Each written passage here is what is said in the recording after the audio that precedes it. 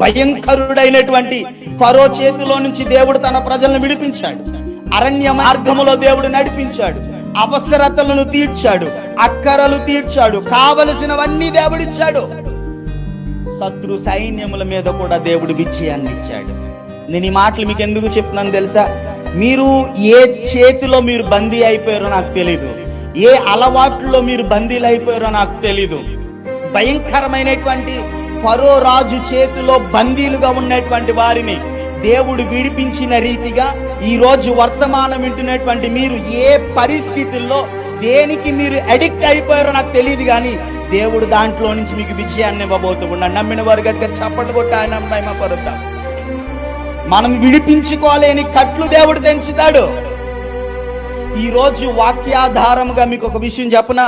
మీరు దాటలేని ప్రతి దానిని దేవుడు తన భుజబలము చేత తప్పించునుగాక. మీరు ఎదుర్కోలేని ప్రతి శోధన దేవుని యొక్క భుజబలము చేత మీరు ఎదుర్కొందురుగాక.